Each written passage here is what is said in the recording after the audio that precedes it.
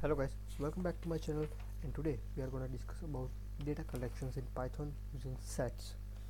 So basically sets are same as list, but the main difference is they are unordered and unindexed. Now they are unindexed, so there is no way you can change the item, but yes, new items can be added onto them, and if you know the item you can remove them as well. So how you can create a set? You can create a set with curly braces. So this is an empty set. Now again you can add an items, you can add different items just in the same way we have done before, like 1 2, and they are also homogeneous, so you can 3, you can add a number and strings, doesn't matter. Now you can write as or print as, it's the same thing, doesn't matter one. So you can see here in as we have write 1, then string 2, then 3, but when you print it, it's like 2 first, then 3, and then 1. So they are actually unordered, so there is no meaning of giving an indexes. So they are not indexed. Now they are not indexed, so you cannot access any item, but yes, you can check for membership.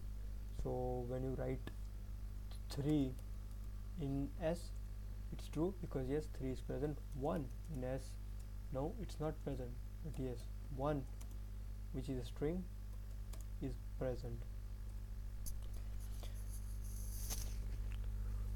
So that's main thing. Now you can add a new item with add function. So s dot add 4, and now you print as 2 3 1 and 4. You can also add multiple items into it, and you can update them as well, like you have s2, which is 4 and 5. Now you want to update the whole thing in s, then s dot update with s2. So now s is 2 3 4 1 4 and 5. So the whole new set is updated in a previous set. Now again you can see the length of it, it's 6. You can remove an item with s dot remove, like 1. So now in s you see there is no string named 1, so the 1 is removed from it.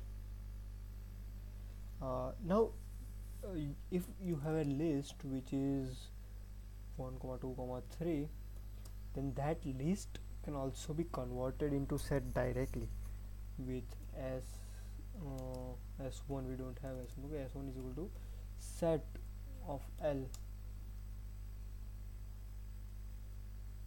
See, so with this you can directly convert a list into set.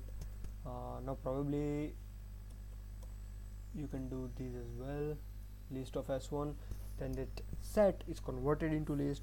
So you can do that with list, set and tuple as well, which will be very useful if you want to use it in a particular certain amount to do certain task. It will be very useful. Okay, so that's it for the today's session. See you in the next session. Goodbye.